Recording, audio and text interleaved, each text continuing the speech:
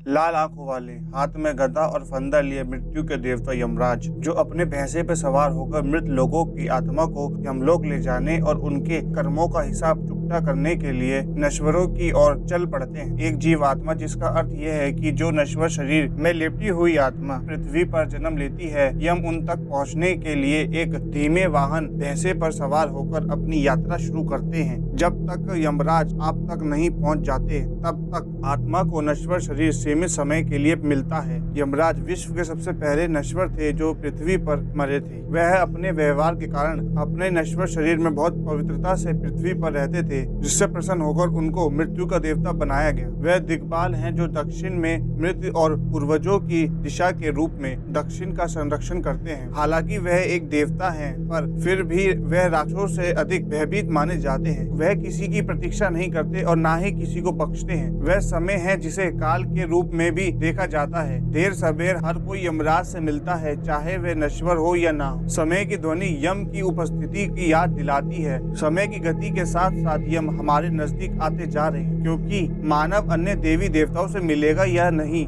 यह निश्चित नहीं है, लेकिन उनका यम से मिलना निश्चित है। लोग निश्चितता से डरते हैं और इस भ्रम में मानते हैं कि हर कोई मरता है, लेकिन मैं नहीं। जैसे कि आप जानते हैं, हर देवी देवताओं को कुछ निश्चित वाहनों के साथ देखा जाता है, जैसे कि दुर्गा माँ के पास शेर, भगवान गणेश के पास मूषक और भोलेनाथ के पास एक बैल आदि हैं। हर वाहन का एक निश्चित अर्थ होता है, इसलिए यमराज को भैंसा दिया गया है। आप अवश्य सोच रहे होंगे कि भैंसा ही क्यों, दूसरा अन्य जानवर क्यों नहीं? क्योंकि भैंसा तामसिक गुण का प्रतीक होता है, यानी भ्रम, आलसा, अज्ञानता आदि। भैंसा इतना अज्ञानी होता है कि वह अपने ही मल के ऊपर बैठ जाता है। मानव शरीर जीव आत्मा से दिव्य ज्ञान प्राप्त करने के लिए और आत्मा के लिए सबसे अच्छा शरीर है, लेकिन मनुष्य उन गतिविधियों में शामिल हो जाता है जो जानवरों से भी बदतर हैं। हम भूल जाते हैं कि हम इस धरती पर सीमित समय के लिए हैं और एक दिन हमें मरना है, और हम स्थायी की अपेक्षा करते हैं और अस्थायी शरीर पर चिपक जाते हैं। यह हमारी आत्मा को निचले कर्म बंधन में बांधता है।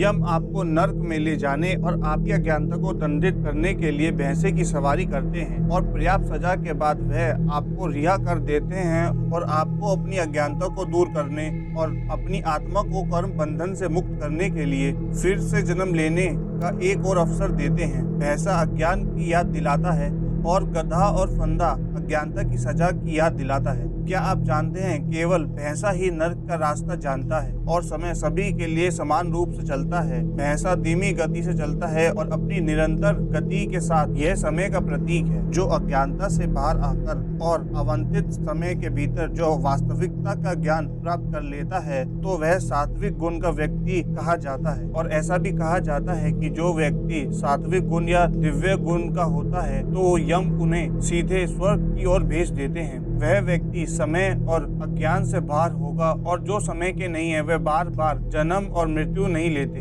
वह हमेशा यम के पहुंच से बाहर रहते हैं। शास्त्रों के अनुसार उस अवस्था को मोक्ष कहा जाता है, यानी जन्म और मृत्यु के निरंतर चक्र से मुक्त। मुझे आशा है कि आपको यह वीडियो पसंद आई होगी, तो इस चैनल को सब्सक्राइब करें, क्योंकि हम ऐसी वीडियोस अपने चैनल पर लाते रहते हैं।